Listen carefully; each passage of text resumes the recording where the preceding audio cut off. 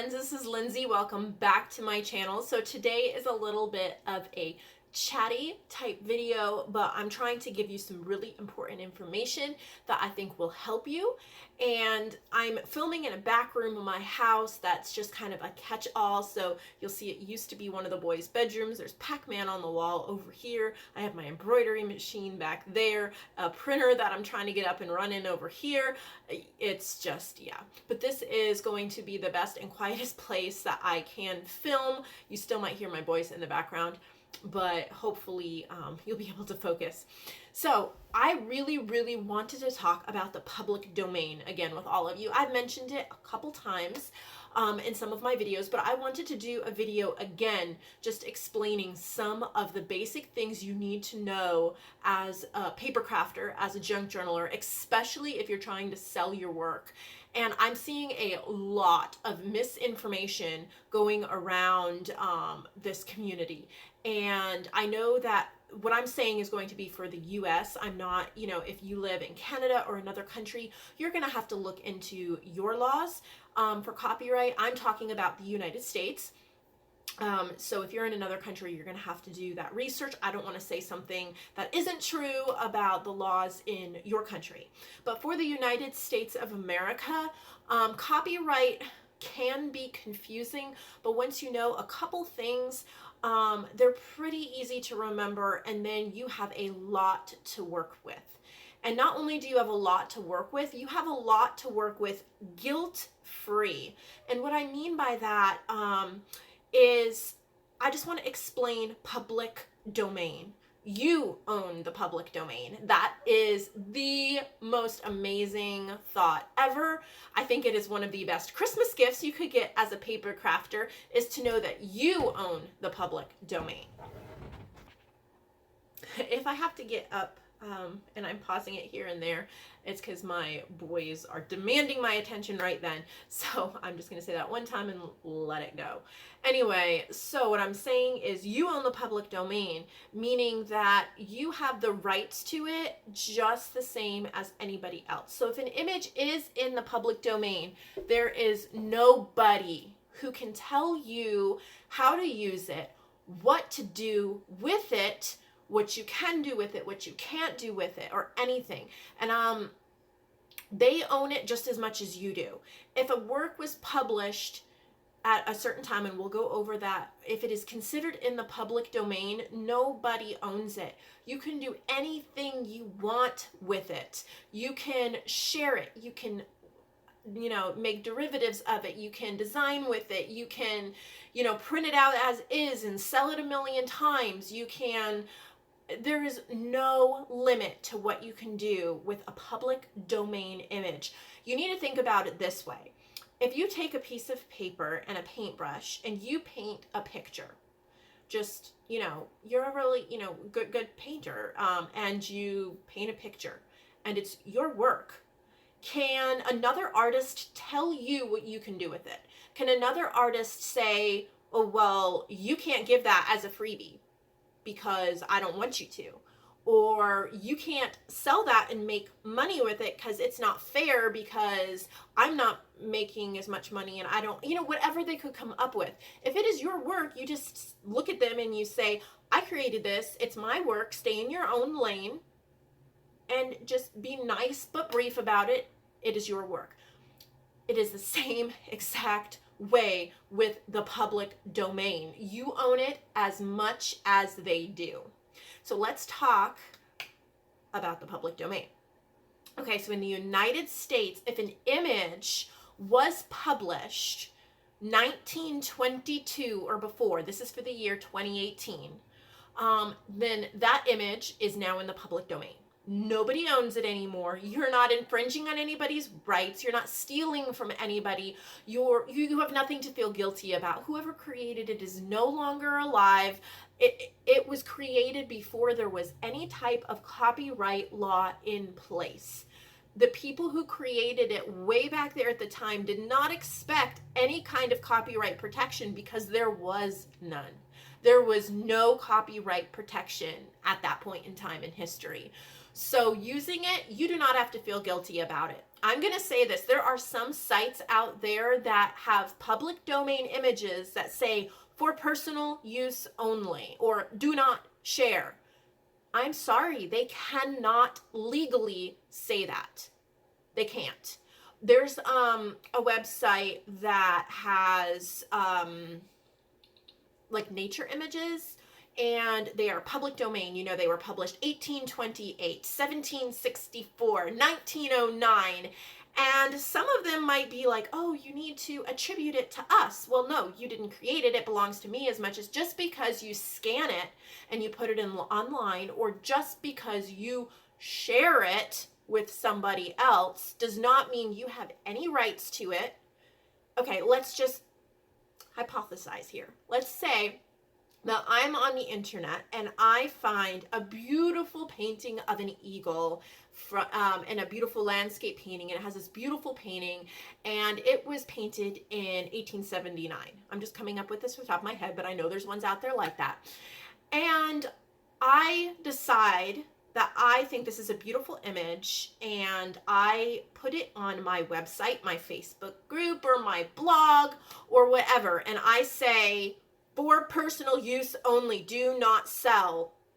Or I say, you know, you can use it, but you have to attribute it to me. Link back to my site, link back to my group, whatever. I can say that all I want, but there is no legal backing to that. They do not own the image. Just because they displayed the image does not mean they own it. And it might be nice to say, oh, hey, I found all of these nice images from such and such blog. You might want to go check it out, because obviously there's a lot of hard work put into that. So I'm not in any way, shape, or form saying that we should not be kind and we should not try to promote each other. If you've watched my channel for any length of time, you know I am constantly promoting shops and websites and saying, go check this person out and that person out. They have great images. And just because you put the time into something to find it does not mean you can tell other people what to do with it. I mean, it might be fun if it worked out that way. You know, I put the time into it. I can tell you what to do with it. No, you don't own it. Now, if I were to take said eagle image that we were talking about, and I were to create a digital kit with it, a new image, and I'm adding other elements, and I have now made it something new, totally new. You know, let's say that I've put a frame around it, and I have layered in another background, and I've put a label, and it says, I don't know, beauty or whatever, and I have created something new with it. It is no longer just the original image. Then, yeah, I have a little bit of a right to say, this is my design, you know, please don't do whatever with it. But if I am just grabbing an image, I can't say that. So please don't feel bad. If you find just a public domain image somewhere, it belongs to you. You own the public domain. So we are almost to 2019. In 2019, another year of images opens up to us, and that is the year of 1923. I believe after that, laws change, so we're not gonna get 1924 till, I don't remember when, but it's like forever and a day. So we're gonna have, you know, all of those images, all, you know, think of all the images from the 1800s and, you know, all the beginning 1900s, all of those you own. So if you find them on Pinterest and they, you know, it says that this painting from this author, 1872, you own it. Do what you want with it. I don't care which group, which blog says what you can or can't do with it. They don't have that right to tell you what you can do with your property. And I mean that in a nice way. I'm not trying to, you know, be mean to people who do say that. I've seen multiple different people say and do things like that. I just want you to be empowered, that you know your rights as an artist, you know your rights as a paper crafter, and you don't let people bully you. Now do it in kindness. If you know me and my channel, I try to do things in kindness. You don't have to blare it all out and say, oh, well, so-and-so posted this image and they said that I can't share it, but I'm going to anyway because it's mine. I mean, you can just use it and know comfortably and confidently that there are no legal repercussions. Yes, you might make an artist mad, big deal. You know, do what you feel is right. And if you don't, in order to preserve a relationship or in order to preserve, you know, working with a certain person, you might, okay, here's a good tip for peace, because we do want to have peace with people and we don't want to just be like, oh, look, I can just take it all, whatever. If they're claiming it's from the public domain, most likely you can find it online somewhere else. So what you can do is go to a site. Oh, please let me remember what that site is. TinEye, TinEye, TinEye. And what you can do is plug in the image into that site and it will show you everywhere that it appears on the internet.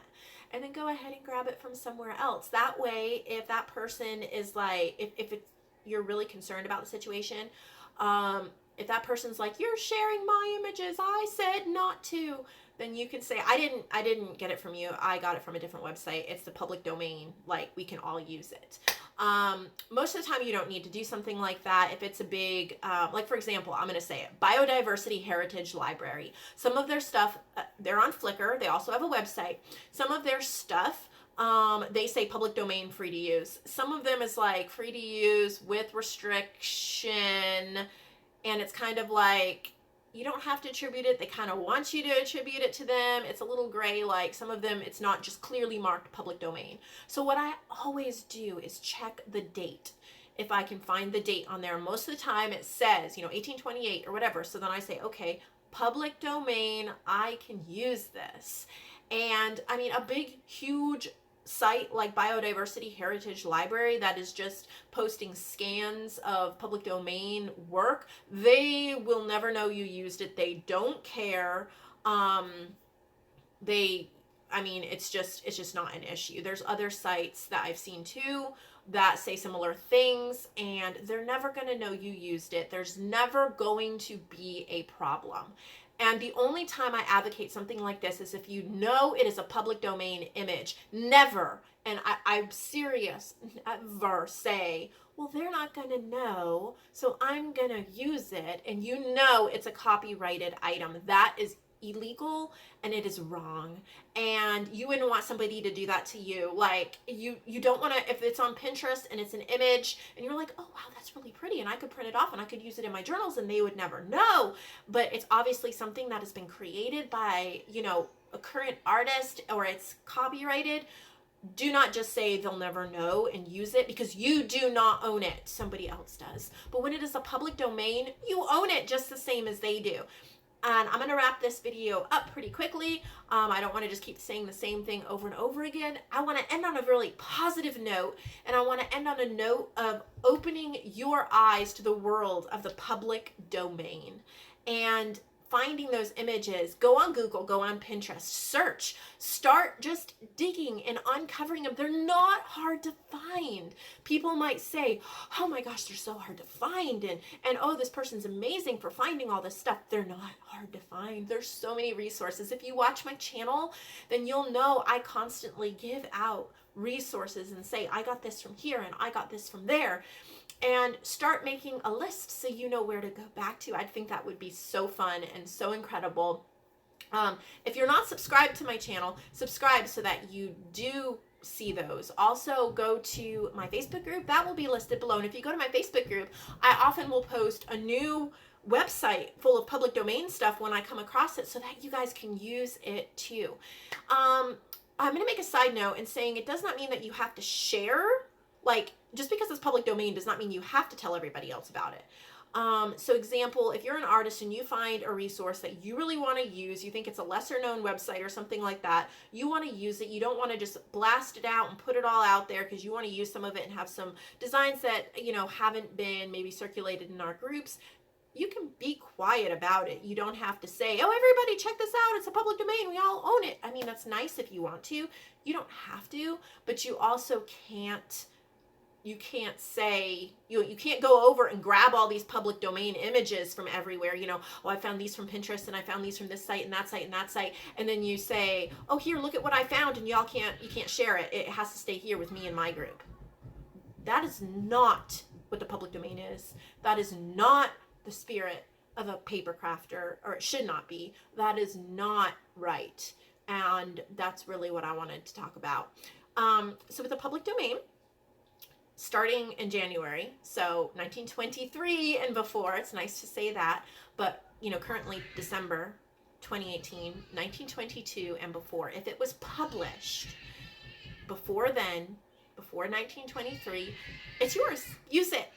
Do whatever you want with it and have so much fun. I can't tell you how many amazing things I found. If you want to have some fun on your time off, go to the Baldwin University Children's Library. Pretty sure that's what it is. Online, just Google it and just have some fun. That is my Christmas gift to you. Incredible images from books, children's books that are all, old and in the public domain. The covers are gorgeous. The images are incredible. They're high resolution. There's thousands of books, and you can search the thumbnails too, so you can scroll through and pick the pages that you want. That's my Christmas gift to you. If you have not found that website, use it. It's incredible. This is a tidbit that I do not think I have mentioned before. You have to be careful, but anything published before 1977 has stipulations with copyright, and a lot of that could actually be in the public domain. I'm not going to go into the renewal process because I will try to do another video on that when I have my head like a little more wrapped around it, because there's quite the process of, they only had way back when, even when there was copyright, something was only copyrighted for 28 years and then it had to be renewed. And a lot of books were not renewed. And there's a way to find out. It's kind of time intensive, but there is a way to find out. I've done it a couple times. I haven't done it a lot because I don't really have the time. And a lot of those books are not really online, like scans online anyway. That would really work well for if you are like an estate sale junkie, a thrift store junkie, and you find a lot of really cool books from the late 1920s, 1930s, 1940s, 50s, 60s, those years, and they're like, you just think the images are incredible. There is an actual way to see whether the copyright was renewed, and if the copyright was not renewed, that is in the public domain. That'll be a separate video. I cannot go into it right now because it is really intensive, but here's something simple. If there was no copyright notice, so like if you find a book when you're at an estate sale and the book is from, say, 1942, and it has, say, beautiful nature illustrations or something that you're wanting to use in your paper crafting, but you say 1942, okay, I can actually use the pages, but I would really like to scan these. I would like to provide them to other people, whether I sell them or give them as freebies or design with them, but it's the 1940s, so that's copyrighted, right? If there is not an actual copyright sign, or if the word copyright is not, like it says copyright 1942 or the copyright sign 1942, if it does not actually say that, it is not copyrighted. That was just one of the loopholes of the law back then. That is not the case anymore. But 1977, that's the golden year with that. So if it's before that and it was published without a copyright notice, so it would have to have the copyright symbol or spell out the word copyright, that means it is in the public domain. So that is really neat for advertisements and postcards, because there's a lot of neat postcards from those decades, up to the 70s, that a lot of postcards and a lot of ads that were published, printed, but there's no copyright symbol and it does not say copyright. And that means it's in the public domain. Nobody can do anything about it. That was part of the law back then. So there's quite a gold mine there. You just have to really put on your, searching gloves and really, get into that. I've done it a little bit, but you just have to be really careful. You have to make sure you've done your research. But if you really, really enjoy, maybe you get a whole bunch of postcards and they're from the 1930s and you want to scan them and sell them on your Etsy. And you can't because they're from the 1930s and they're under copyright. Well, maybe they actually aren't. So what you could do is just go through each postcard. You look, you maybe even get a tiny magnifying glass if you need it, but just look all over the front, all over the back, all the tiny writing. And if there is no copyright, if it doesn't have the C or if it does not say copyright, you can use it. It belongs to you. So I hope some of this information cheered you up for the holidays. I hope I did not offend anybody. I just want my subscribers, my viewers, and then anybody else watching this to know the power you have, to know that the public domain belongs to you. So Merry Christmas, and I hope that you love and enjoy this video. In the comments below, I will leave that link to Tin Eye and the University Baldwin Library. I'll get the right name for that so that you can check that out over your Christmas break. I love each and every one of you. I hope that this helped. If it did, please give it a thumbs up and subscribe so that I know that I'm on the right track for providing you the information that you need for your crafting.